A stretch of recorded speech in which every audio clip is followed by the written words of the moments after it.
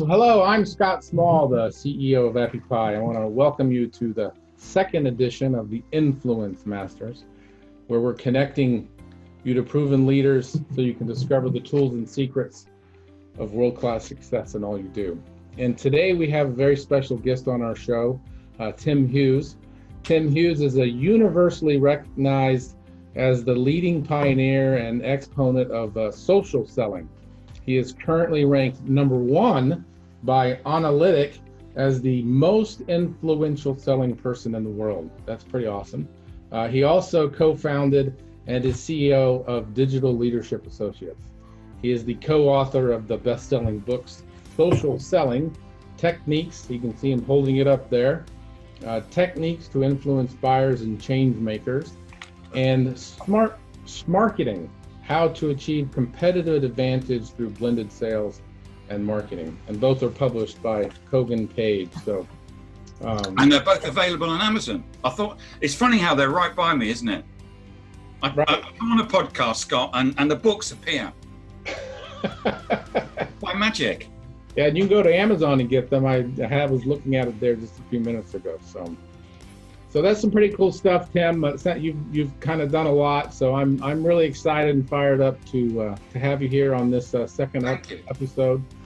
So let's dig in, and I know from watching some past interviews that you've done that you are not afraid to state your opinion in strong, good manner. So I like that about you. I saw. Okay, good. You state that, so I love that. So before we kind of jump in, or kind of the first question, I'd like to know a little bit about your story, where you came from, how you landed in social selling, maybe a little story or of kind of how you've gone through your career and landed up where you are now. So my background, I'm a salesman. I'm not a marketeer. I've been in business to business enterprise sales for 25 years. And I happen to be involved in a what I would call now a fairly small but perfectly formed social selling rollout at a large American software company. Mm-hmm. It involved rolling out social selling across Europe, across about 2,000 salespeople, 2,000 pre-sales people. While doing that, I went on a blogging course, and they said you need to have a superpower, and I couldn't think of what it was, and then I realized I want to be famous for social selling, I did a number of things, and then while at the weekends, when I was at this company, I wrote this book and got a publishing deal that went bestseller in pre-order. There's 45 or something 5-star reviews on Amazon. And then I had the opportunity to start up my own company with my business partner Adam Gray and Alex Lowe, and we believe that social is the transformational technology of the now.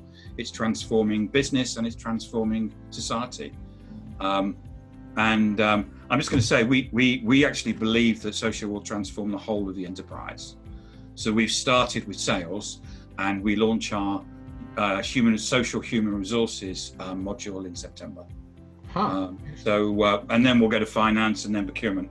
Because if you look at sales by itself from a social transformation perspective, it's a random act of social, and actually social can transform the whole of the enterprise. But we're here to talk about social selling, so let's. Yeah, interesting. I'd be interested to dig into some of those at a later time. So when you hear the term social selling, that can mean a lot of things to a lot of people. And, people can think, oh, I'm, running an ad on Facebook and that's social selling, or you're getting pinged by the annoying LinkedIn person that you just connected with, and they're, buy from me, and that's their first message to you, or some variation thereof. So that we're all on the kind of the same page. How would you define social selling from your perspective? What is social selling?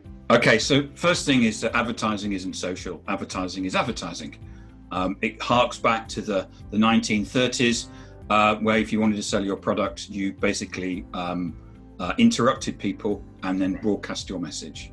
And that's what advertising is. It's what cold calling is. It's what unsolicited emails. It all goes back to that. I mean, I think it was actually the 1800s when that was all started. And we don't stand for that anymore. We know because of we've got access to the internet, social media. If we want to buy something, we can go onto the internet and buy it. You know, if I say to you that's the best glasses case in the world, you won't take my word for it. You'll go onto the internet and check. Yeah. And you'll look for people to do reviews and stuff like that. So, and these people that send these connection across and then basically buy stuff, that's not social selling. That's basically cold calls on the social network. It's exactly the same. Interrupt you, broadcast, and that just doesn't work anymore. It can if you're selling something fairly low value, where you don't need to go high within an organization, low number of buying decision makers, low value. So I get people calling me up, do I want to buy any tickets for the rugby? You know, it's $1,500. I can make a decision there and then, give you a credit card, done. And you can use cold calling for that. Right. $1 million accounting system? No. You know, you know, Gartner say, you know, you've got to be, 42% of the way through the buying process. It doesn't really matter. You know, if you're selling $1 million accounting system, people will be going online, and multiple people will be going online and reviewing you. And they look at you, they look at your company, they look to see whether you're trustworthy, they look to see whether your company is trustworthy, and they draw conclusions about what your passive and active presence is on social. And if you look like a spammer, you're a spammer. We had a client came to us and they said, we sent 250 emails and got nowhere. And we said, well, yeah, because you look like spammers. What would you expect? You know, so you know, this social is about building relationships, but your buyer is looking for an expert. Now, so one of the notions that we get is that social selling takes a long time. This is rubbish. I've contacted CEOs, you know, on the Thursday, and by the Tuesday, I'm meeting him, his head of PR, his head of marketing. You know, if you're an expert, you have the right profile, senior people actually want to meet you. Right. You know, in the past, we had to ring people up and, you know, I'm really sorry about calling you, but you know, now people look at your profile and go, I want to meet Tim Hughes. You know, I was at a conference in Zurich yesterday, and I connected with all the speakers and say, let's grab a coffee. 25%, 30% said yes. And yet yesterday, I was in back-to-back meetings with people. They looked at my profile, I want to meet this guy. Doesn't mean that I was necessarily going to sell, because when people go to a conference, they're generally selling rather than buying. Right. But I had an opportunity to sit in front of 10 people where I explain what I do, like I'm doing now, and they may go, do you know, I know somebody who's interested in social selling, I'll connect them to Tim Hughes. Very good, yeah. Does that, sorry, I went on a bit, Scott. Does that answer your question? Yeah, it does, and it brought up, I think I made a comment on one of your posts. It seems that a lot of people in social selling, or that are on social, they're of the mindset that it's easy, quick, and fast, and they don't want to put in the effort to actually build like a real relationship, and, you know, transform the offline relationship building onto the online relationship building. You got to connect. You got to have some skills. You just can't go, you know, throw mud up against the wall and hope a little bit sticks. You know. Yeah. So we've trained. We have a part of our go-to-market is through partners and resellers, and we have a partner in Europe. They cover most of Northern Europe, called RPC, and been training those people. And one of the salespeople there, Vanessa, within 3 weeks of us training us, got a meeting with a senior sales and marketing person at a big oil company, and got out a proposal for 187K. Now that's just in 3 weeks. That's not social selling taking a long time, but right. She created a profile. She's got a profile that people want to meet, and doing it in a, you know, connecting with people in a strategic way rather than a tactical way. Now, she actually says social selling is hard work, and it is hard work. And anyone who thinks this is a you know, I can sit at home with my feet up, and I crank the handle and all this business comes in, that's not the way it works. It's hard work, but it's actually easier. I mean, she says, you know, to try and get a meeting with this guy at this oil company, to cold call him, she would have never got through. And to find and try and do some sort of manipulative little thing where you find the person's email or mobile phone and try and do like that. Again, senior people like that, they just won't stand for that sort of crappy manipulative shit. So she said, you just wouldn't have got through. The only way that you can get through to senior people is by using social media.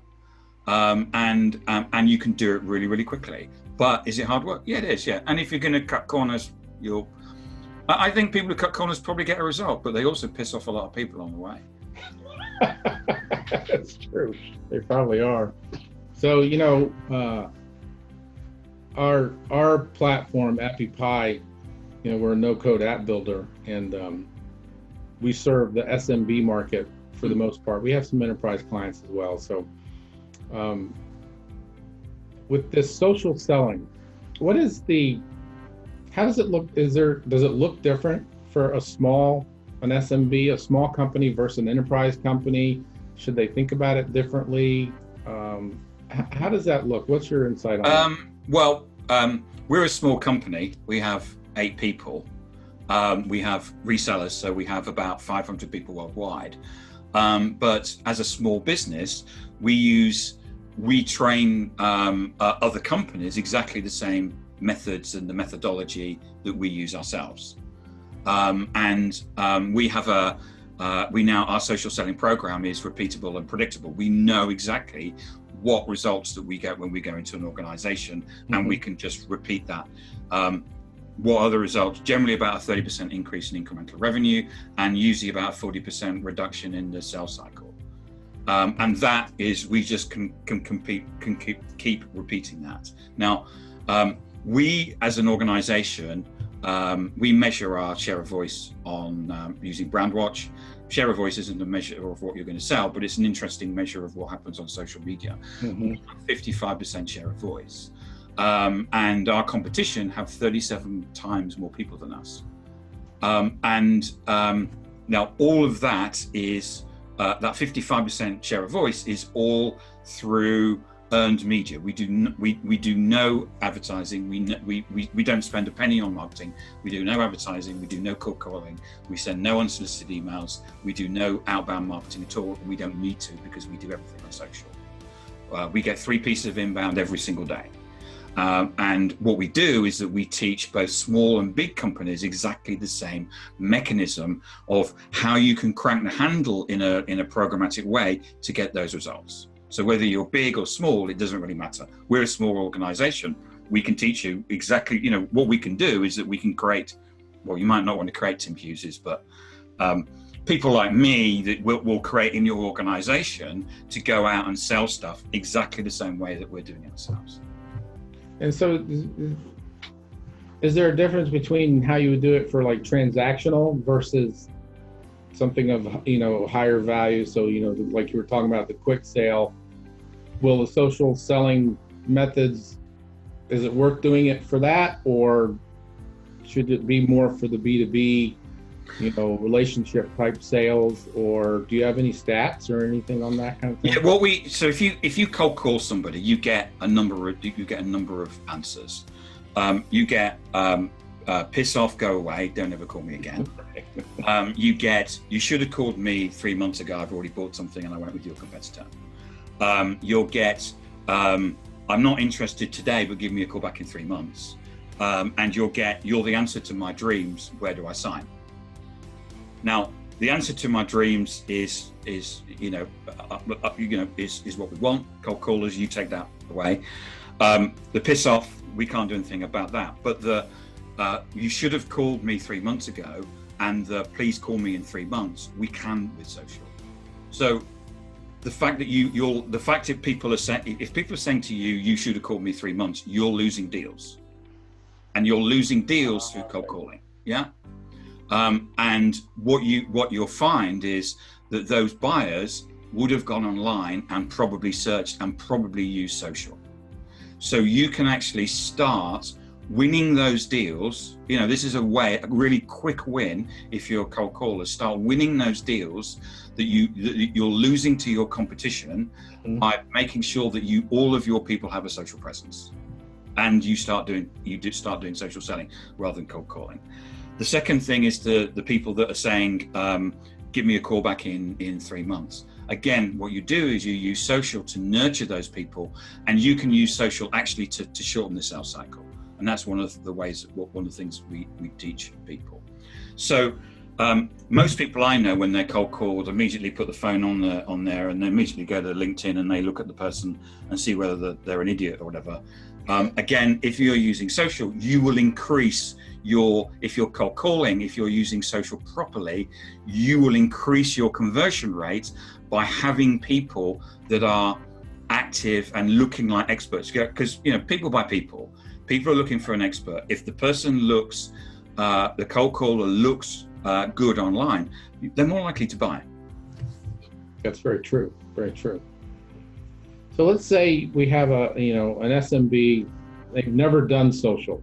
They don't have any profiles whatsoever. They're just newbies into the babies in the social world. First step is obvious to buy your book. I know. What would be their priority? Scott, I am biased, I know, but I know, but that's fine. You're allowed to be. Yeah, but I actually, anybody who comes to me and asks me that question, I always say, go away and buy my book, and come back and tell me what you think.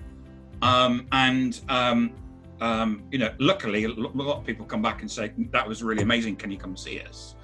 But that generally gives people a level about what it is that they need to be doing. It gives us a starting place. And what we have is we have a program that we run, which, as I said, is repeatable and predictable. And what we do is we turn the current tactical stuff that people are doing on social, and we make it strategic, and we make it so we provide people with a prospecting methodology. We're amazed at the amount of people that don't prospect or are using crappy prospecting methods and getting nothing from it. Generally, we would expect people to be getting from social at least an additional lead or meeting every week. So generally, if you've got a win rate of 1 in 4, let's assume there's 10 months in a year, because nothing happens in December and August. You're looking at something like an additional 10 deals a year, depending on the size of the company and the size of the deals and complexity. But you should be looking at that sort of level of activity, and saying, this is what you do this, this is the result you get. If you do this but you don't do that, you won't get that result. And it's that predictability that we've built into the program. So how do you integrate, the big buzzword for the last few years has been this inbound marketing.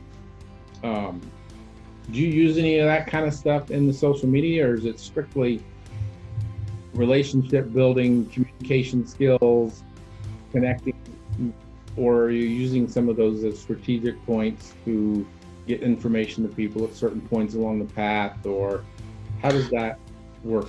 It's probably, the answer to that is all of those things. So, for example, this is it. I'm talking to you via inbound. Right. You were actually referred. Ian Moyse referred you to me. Right. So that's doing piece. This is a piece of content. I'm going to be talking to your network, and hopefully they'll go, Tim Hughes is a really good guy. I'll make contact with him. Right. So there's lots of things that you can be doing. We publish a unique piece of content every single day. That's not about how great we are. That's about a what we think is an interesting piece to help you. Again, this is a piece of content that I'm hoping will help people to motivate them to get into social.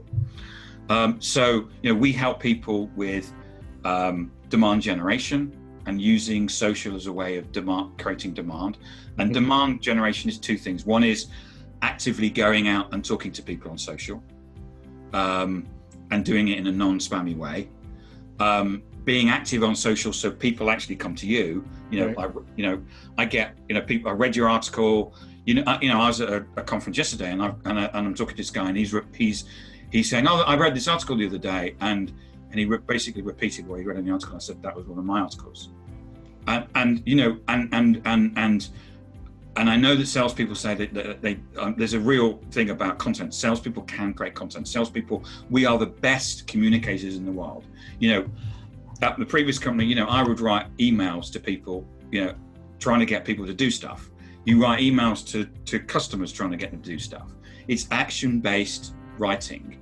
Right. And we've all got interesting lives, even though we don't realize it. That we can, and you know, we've got one sales leader that saved $450,000 of recruitment on fees from one blog. We've got a sales guy. They're a company that are going for. They apply for every bid because they're doing market share. So while we wouldn't go for every bid, they are. And they got a spreadsheet in, fill the spreadsheet in, does it do this? And then you've got 2 sheets of paper to basically say what the company does. Now, every other salesperson would have got, my company is the best, we have done, and they all look the same. This salesman said, look, I'm not going to do that. Here's 3 blogs on my LinkedIn profile. They talk about the business issues you've got in your industry, in your company, and you've got go away and read them. 10 minutes later, the guy rang him back and said, you're on the shortlist. Now, I'm not saying that he won the business off the back of that blog, but you know, ever since I started in sales, we were trying to be different. We're trying to change the, you know, when I did the sales methodologies, it was, we need to change. You know, we need to change the sales process. We need to pull the rug from under the competition. Right. This is a way that you can change the sales process and pull the rug and be different from everybody else and not just another salesperson. Yeah, in my mind, it's really not that hard to be different from everybody else because everybody else is worried about being like everybody else. So yeah, it's I know. I see these things on LinkedIn. Here's this template for like. I was at Christmas. I was talking to the CIO at these Christmas drinks. And I said to him, well, what's your big issue? He said, well, I said, most of the stuff I come through is crap. 80% of the stuff is shit. And he said, I've actually got 2 competitors fighting over me at the moment, and they're using templates, exactly the same template. Right. So I said, I can't, but he said, yeah, exactly. You can put the 2 emails side by side and it's the same wording. I mean, you know, someone should be fired for that. We have a fast and easy and quick epidemic. Everybody wants just to push a button and have it all done, right? But it's amazing if you do just a little bit extra and show the customer you actually care and want to help solve their problems and talk to them in that manner, that separates you from it does. But I see people, you know, you get this where, oh yeah, what we're going to do now is we're going to do warm calling.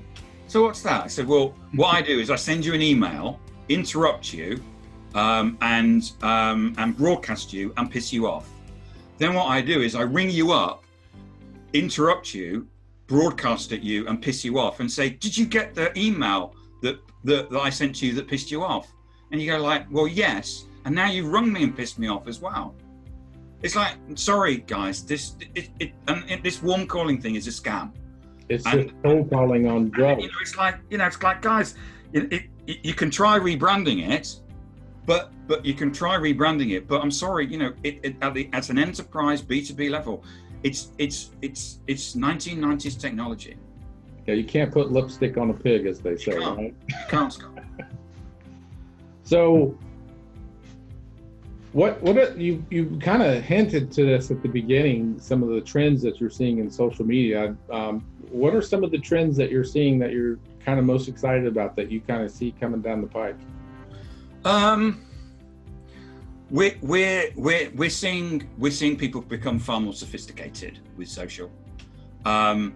We've got some clients that are doing some really interesting things around prospecting, where they're building this mesh network of contacts. So we have to assume now, whether we agree with the Gartner, research about the 42%, doesn't matter. We know that people are doing it. We are doing it. There's also the Gartner research that at least 10 people are making a decision. Now, whether you agree with it or not, it doesn't really matter. It is happening. Mm-hmm. And so, so how many people do you know in the decision-making world? Because they're going to sit around a table and they're going to put their hand up. So we're going to vote for Scott. And if you haven't, in sales, we have to sit and go and meet all those people and say, right, we're going to vote for Scott. And if you haven't met those people, they won't vote. Right. So in a cold calling world, it doesn't scale. And so you can meet all those people through social, but what you need to be doing is, do you really know who those 10 people are? Is it 20 people? Is it 50 people? Right. One of our clients, BMW, there's 100,000 people in the company. How are you going to get around all those people? Well, you can with social, but being connected to 1 or 2 or 10 just isn't enough. And so what we're seeing are people actually building these meshes of networks where they're getting multiple salespeople to connect with multiple people and multiple accounts. Mm-hmm. And that's so that if a salesperson leaves, you don't lose their network. And they're building this mesh of connections, and it's just a matter of time before they pull the rug from under the feet of the cold callers, because the cold callers don't have the relationships. Right. You can make loads and loads of calls, but you don't have a relationship. You have a transactional thing, whereas these people are talking to these people. They're showing them value, to use a phrase. They're showing them that they're experts, and they're just going to go. And the first you know about it will be you'll have a crap quarter. Then you'll have a second crap quarter. Then they'll fire the sales director. Then they'll have another crap quarter. And by then, by then the other company's a year ahead of you. So it's a bit like a go-kart or a Daytona or something like that, where someone overtakes you. And the next thing you know, when you're driving along, the thing comes and overtakes you again. What happened? It's like, where did that come from? And we're seeing a lot of that now. And there's a lot of people that have fallen behind. Yeah. It's interesting times. I'm curious to know, do you see, I would believe LinkedIn is kind of the go-to platform for the business-to-business arena. Do you see any other platforms on the horizon that are going to try to inch in on that on what they're putting together? Or do you think LinkedIn's going to kind of stay in that spot for a while? Or, can I answer that by saying, if you are new to this, focus on LinkedIn. If you then get 6 months down the track, you need to think about either Twitter or Instagram, depending on the age of your audience. Then a bit further on, you need to think about Facebook. So let me answer the question. LinkedIn is by far the best go-to platform. Everybody who you want to talk to in the Western world are on there. I've had people, I previously have sold into what you would call federal, so what we would call public sector, so government. Oh, okay. We actually went through it. We had the salespeople would say, our people aren't on social. So we had a deliberate policy of said, right, when you go out to meet the people, if they're not on social, you'll connect to them. And I know there are people out there that are winning deals through public sector because they're influencing those people and other people aren't. Mm-hmm. So everybody is on social in some shape or form. Right. You need to go out and connect with them. So LinkedIn is the place to go. If you sell to IT, Twitter is definitely the place to go. If you're selling something of an IT nature, it tends to draw people who like the 10 concepts of something or other, type articles. Your president obviously gives it a lot of publicity.